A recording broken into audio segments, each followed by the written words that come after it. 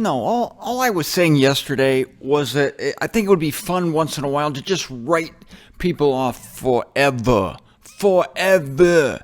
And just forget about them. Put them behind you.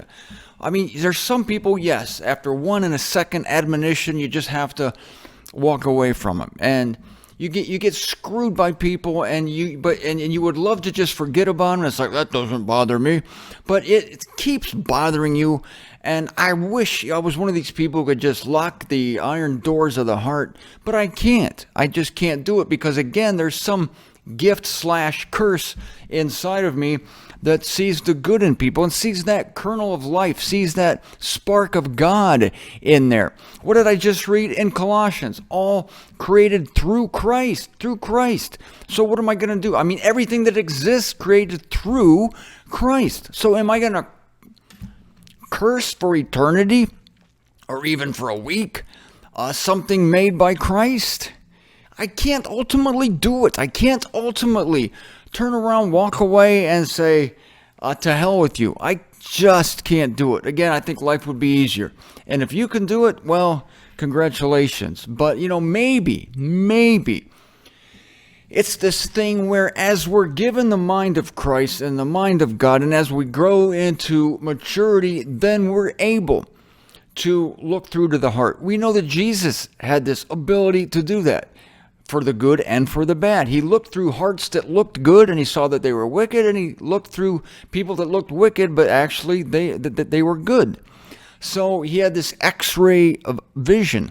But I think that at that vision, for instance, he saw people, he didn't entrust himself to people because he knew what was in humanity. Okay, now, even that, I think, is a relative viewpoint. He knew what was in humanity and that it was deceitfully wicked. Who can know it, right? Is that Jeremiah? Yeah, deceitfully wicked. Who can know it? And on one level, that's true. On one layer of the onion, that is true. But you peel that under that layer, okay, what else is on that layer? Of course, we'd have to say Romans 3:22, no one righteous, no, not one. They're all gone out of the way. I'm not denying any of that. I'm just saying that humanity has been... Why are people like that? Because humanity has been infected with sin and death. Death, then sin. Death is running through our veins. We inherited death from Adam. That's why we sin. That's why we sin. Well, let's go to that passage. I don't think I've done that in a while. Death passed through into all mankind, on which all sin. That's Romans 5:12. Did you get that? I went through it kind of quick there. Thus, death passed through into all mankind. How did death come? We all know. It came through Adam. Even as through one man sin entered the world, and through sin death, Adam was the first human being who sinned first, then had death acting upon him. From that point on, we inherit death, and because of that, we sin. So, from that point of view, in Romans 3:22 and Jeremiah, the heart's deceitfully wicked, these passages are considering humanity after death is already operating in it. This is why I can say to you that human nature is not evil. Human nature is essentially good, but it's been screwed up by mortality. It's been screwed up by the sin passed through it. And on those who are dying comes sin. So I somehow have this magic ability /curse to appreciate this goodness, this essential goodness in people. And I'm not going to call it a curse anymore. Even though it's a burden. It's a burden. I wish I didn't care. How many times have you heard that? I just wish I didn't care.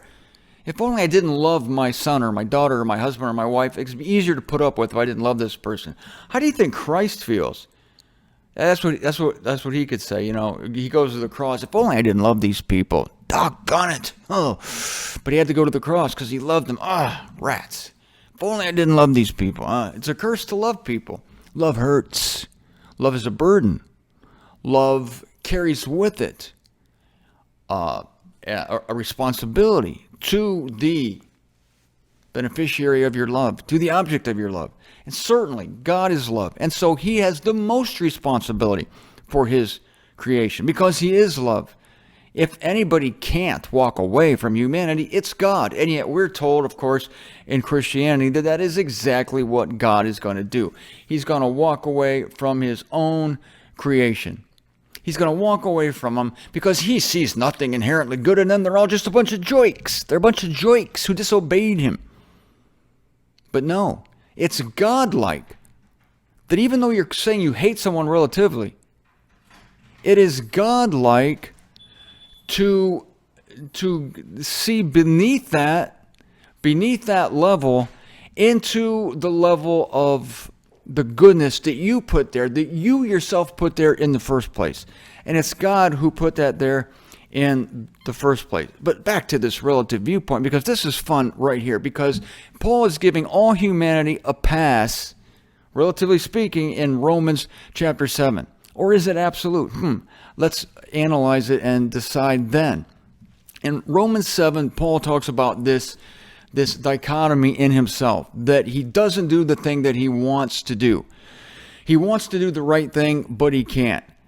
He says he's become an inordinate sinner through the precept. So the law inspired Paul to become a sinner.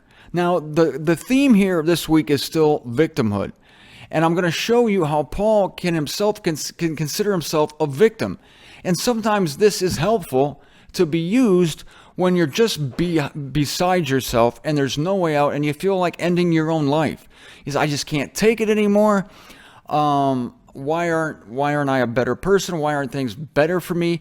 There's a sense in which you can see yourself as a victim of forces operating on you beyond your control. One of those forces is a big one. It's called mortality. And another one based on mortality is sin. Now we're going to Paul again. In verse 13 of Romans 7, he says that I became an inordinate sinner through the precept. In other words, the precept, that is the law that said don't covet, produced in Paul all manner of coveting. So he was sold under sin. And then he said, what I'm hating, this I'm doing. Not what I will, I'm putting into practice. What I want to do is good. I can't do that. But what I don't want to do, this I'm putting into practice. And so, if the fact is true that what I'm not willing, this I'm doing, I'm conceding that the law is ideal, yet now it is no longer I who am affecting it, but sin making its home in me. There's the punchline. It's no longer I who am affecting it. So Paul is now admitting that something foreign is making its home in him. And here he calls it sin with a capital S. It's a power. And we just learned, this is a related verse to Romans 5, verse 12, that death passed into all mankind, on which all sinned. Okay, none of us were responsible for the death that was passed through us, to us, through Adam. And from that death came sin. Now go back over to Romans 7, and it's sin, capital S, that is making its home in Paul, that causes him to say in verse 17, it is no longer I who am affecting it. It's not me. This is about what Paul's saying. It's not me. It's sin making its home in me. I didn't do it. Sin making its home in me did it. Now, that's the absolute, I think, now that I think about it. But I'm glad we're talking about this. Now, relatively, this is not going to work in a court of law. You're not going to be able to go to a court, where you're trying to defend a speeding ticket, let's say. You can get worse. You can be defending yourself against murder and say, pull out this verse. Say, well, Your Honor, it's not me, it's sin making its home in me. It's not my fault. It's no longer I. It was no longer I going 55 in the 35 zone. It was no longer I who killed my brother-in-law. No, that was sin making its home in me. So what you need to do, Your Honor, is find this capital S sin and put it in jail because it's responsible for my actions. And an astute judge would say, well, no, we're going to go behind the scenes and it's not sin. It's actually death operating in you that's causing you to sin. At which point you would be wise to agree with the judge. And so now we need to find the culprit, death, capital D, and we need to put death in jail because death is ultimately responsible. Oh, well, Who brought death into the universe? Let's keep going behind the scenes. Okay, well, that was, I believe, the Garden of Eden when Satan tempted the woman. Okay, now we need to find Satan and put him in jail. All right, let's apprehend the adversary. And that is exactly what's going to happen. Satan will be apprehended. We know that at the beginning of the 1,000 years. And he's going to be locked up in the submerged chaos, apprehended again after that, put in the lake of fire. But let's keep going back. And you can go behind Satan and say, well, this is God's ultimate intention, capital G. So what are we going to do? Arrest God? This is where we arrive at the absolute viewpoint. But we can't, in practical society. I'm coming back to my friend now, who I gave her the exercise, the spiritual exercise of trying to consider her evil father a victim himself. In a court of law, this is not going to hold up. This is a very, very mature spiritual viewpoint to consider criminals as victims, to consider Satan as a victim, to consider yourself as a victim because of sin and death operating in you. Even sin can pass the buck and say, oh, it's death. If it wasn't for death, I wouldn't be doing what I'm doing. Sin would have a good point. So now we're going to apprehend death. Death says, well, I wouldn't even be here if it weren't for that serpent. True enough. We go to the serpent. And Adam and Eve passed the buck. Very humorous. Eve says it wasn't I didn't do it. The serpent did it, you know. No, first Adam says, this woman you gave me, she gave me to eat. This woman, you know. Adam passes the buck to Eve. That's fantastic. And then Eve passes the buck to Satan. Oh, well, it wasn't me, it was the serpent. So then God addresses the serpent. Fantastic. Love it. This chain of command, or chain of blame, I guess we could call it, or chain of victimhood. But again, this cannot work or operate in our everyday lives, because you can't take Romans 7:20 to court and say, it's no longer me, man. It's sin operating in me. I'm not responsible for this. Well, ultimately, you're not responsible. Ultimately, you're not responsible. But there's the relative and the absolute again.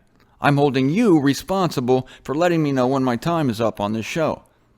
But God's responsible for everything. Absolute relative viewpoint. I'm giving you the responsibility relative to everybody else in the world to whom I'm not giving the responsibility. So God has, of course, the ultimate responsibility. It's keeping these things separate. But when it serves our purposes, it's fine to think of yourself as a victim of sin. Paul does it right here. Cut yourself some slack. The devil made me do it. Of course. So cut yourself some slack. But then again, we reap what we sow. But I don't want you to get into some spiritual abyss or go down the drain of life here. Holding yourself completely responsible for these things in the absolute viewpoint, thinking that God had abandoned you, that God has abandoned you. How could God abandon you? He made you who you are. And no matter how bad you are, you have a spark of divine life. If I can say that of Satan, I can sure as heck say it of you. And this is what I told my friend, and I think it made a difference. I'll find out. I'll keep you up to date on this story, this developing story. So, I'm ultimately glad that God is using intermediaries to afflict me, because I can see things from 2 points of view. I can see them from the relative point of view and say, get behind me, Satan. That's helpful at times when I'm wrestling in the relative. But I can also say, God, you have brought this into my life, and you have a purpose for it, and you have a reason for it. And so it's like being able to switch from AM to FM. You feel like listening to talk radio, feel like being cerebral, intellectual, or then you want to switch to the classic rock station FM and you want to just rock out to Blondie. It's nice to have the option. It's nice to have this relative and absolute viewpoint. Isn't that nice of God to work through an intermediary to afflict us? Because when we're fighting, when we're in the struggle, and when we need to keep God up there pristine and pure, we can fight Satan and say, get behind me, Satan. Jesus himself said that to Peter. It's a great viewpoint to have when you're in the battle. But as you grow in wisdom, grace, knowledge of God, then you have the privilege of changing that channel to the AM station, to the absolute station.